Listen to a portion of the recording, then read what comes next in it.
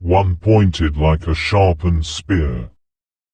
In the landscape of urban development, few figures embody the sharpness and shrewdness necessary to navigate its treacherous waters quite like Fred Trump. As Steeplechase Park closed its gates, a poignant nostalgia enveloped Coney Island, but for Fred, this was not merely a loss, it was an opportunity.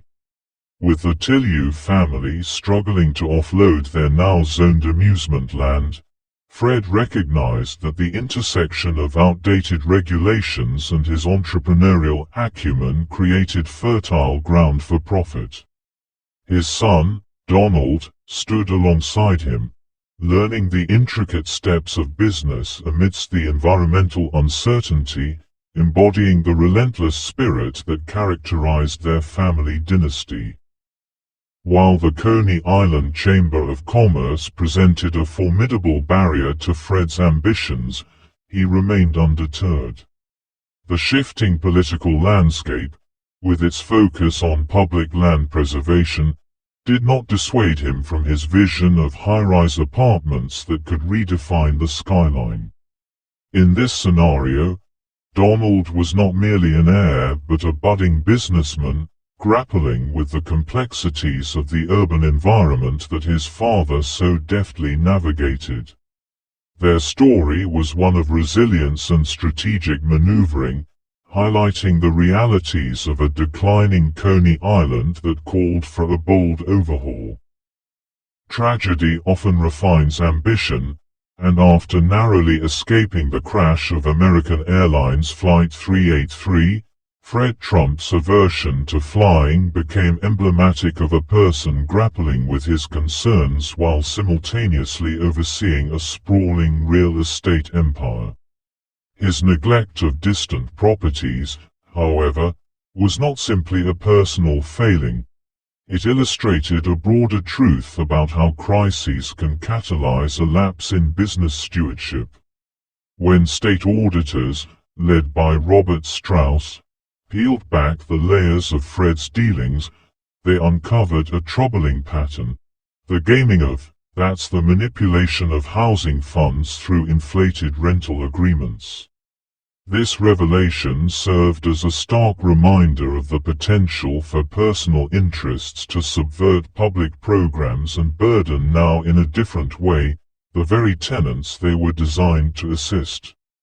This is the ruthlessness that's often implied or discussed about business. Wealth has to come from somewhere and someone, multiplied. This is called commercial operations. Yet Fred Trump's dismissive attitude towards scrutiny revealed a deeper truth about accountability. In the pursuit of profit, individuals often siphon public resources, adjusting the integrity of systems while maintaining the ideal of safeguarding community welfare. His justifications for inflated charges reflected a fundamental misunderstanding of public accountability, as he clung to the notion that his perceived market value excused his redefining of the meaning of government resources. This tension between sometimes counter-obligations, personal gain and societal responsibility, became a central theme in the Fred narrative, starkly contrasting with the formal or surface-level ethical commitments of others in the field, such as Abraham Kazan, who prioritized cost-saving measures for residents. It was in this milieu or peer group that Fred Trump's strategies flourished.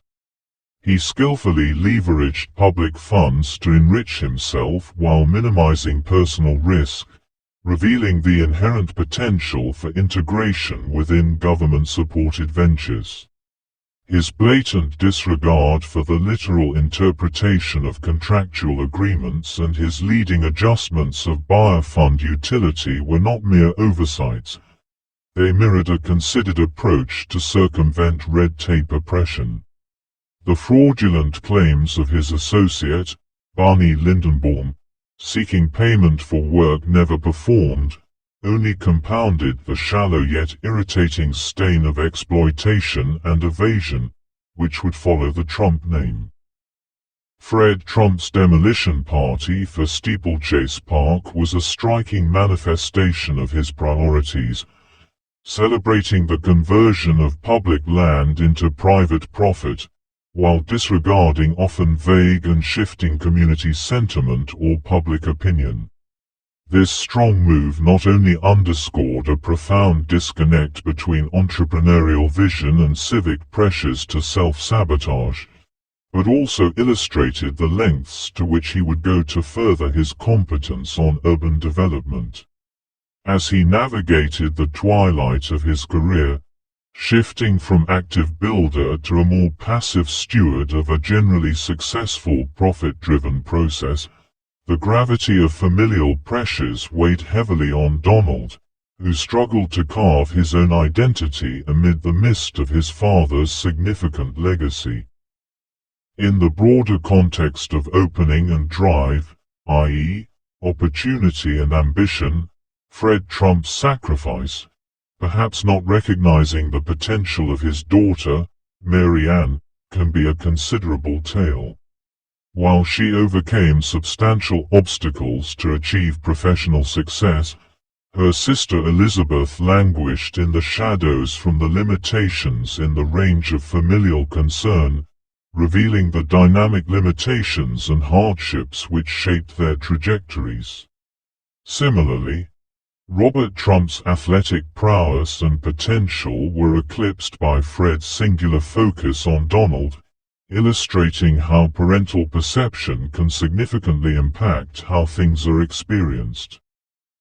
The story of Fred and Donald Trump is ultimately one of overlap, with illustrations of sharp minds and considered moves, where the consistent pursuit of growth often clashes with the highly pressured, but vague demands of an always needy community and its stresses for blind loyalty, i.e., yes, knowledge is a burden and can cause people to make considered decisions. It serves as a reminder that in the sector of urban development, the interplay of personal drive, to literal ethics and openings, shapes not only private fortunes, but the very form of society and nation itself. Make me hot. By liking and subscribing.